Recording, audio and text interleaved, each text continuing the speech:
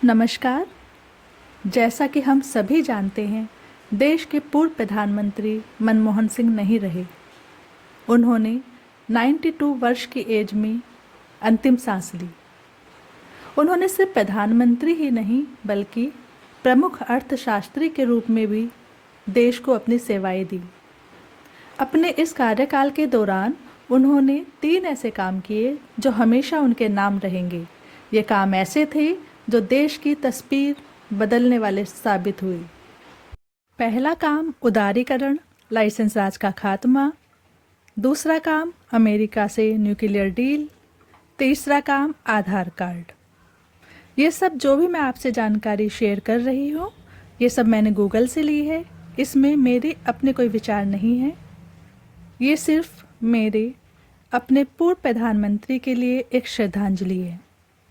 पहले बात करते हैं उदारीकरण, लाइसेंस राज का खात्मा। दिवंगत पूर्व प्रधानमंत्री मनमोहन सिंह साल 1991 से 1996 तक वित्त मंत्री रहे थे और इस दौरान उन्होंने भारी आर्थिक संकट की स्थिति में बड़े फैसले लेकर इकोनॉमी को संकट से निकाला था। इन कामों में पहला और सबसे बड़ा था लाइसेंस राज का खत्म करना। उन्होंने ऐसी नीतियां बनाई जिनके जरिए भारत में विदेशी निवेश के लिए दरवाजे ओपन हो गए। लाइसेंस राज को खत्म करके आर्थिक उदारीकरण के एक नए युग की शुरुआत का श्रेय दिवंगत मनमोहन सिंह को ही जाता है।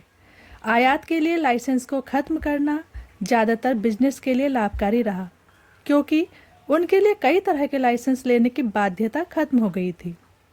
इसके साथ ही विदेशी निवेश की सीमा बढ़ाई गई, जिससे भारत में तेजी से फॉरेन इन्वेस्टमेंट आने की शुरुआत हो गई।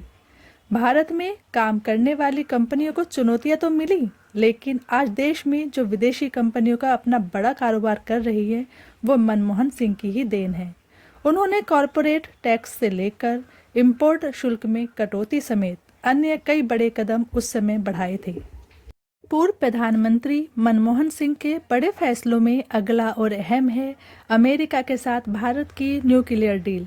1974 में राजस्थान के पोखरण में देश के पहले परमाणु परीक्षण के बाद यूएस इंडिया रिश्तों में तनाव देखने को मिला था। जब मनमोहन सिंह साल 2004 में प्रधानमंत्री बने तो उन्होंने इन खराब हुए रिश्तों को सुधारने के लिए कदम आगे बढ़ाया। इस डील के लिए उन्हें यूपीए गठबंधन सरकार के सहयोगी लेफ्ट का कड़ा विरोध भी झेलना पड़ा, लेकिन उन्होंने भारत अमेरिका असैन्य परमाणु समझौते को आगे बढ़ाने का फैसला किया। आखिरकार अमेरिका के साथ ये ऐतिहासिक समझौता 2008 में हुआ। उस समय अमेरिका के राष्ट्रपति जॉर्ज डब्ल्यू बुश थे। इंडिया यूएस न्यूक्लियर डील भारतीयों में ऊर्जा सुरक्षा और कूटनीतिक संबंधों के लिए एक मील का पत्थर साबित हुई। इसके जरिए दशकों से भारत के लिए बंद परमाणु ऊर्जा जरूरतों को पूरा करने के लिए अमेरिकी सहयोग का रास्ता फिर से ओपन हो गया। मनमोहन सिंह के कार्यकाल के दौरान ही आधार कार्ड अस्तित्व में आया और ये दिवंगत पूर्व पीएम की सबसे बड़ी उपलब्धियों में एक बना।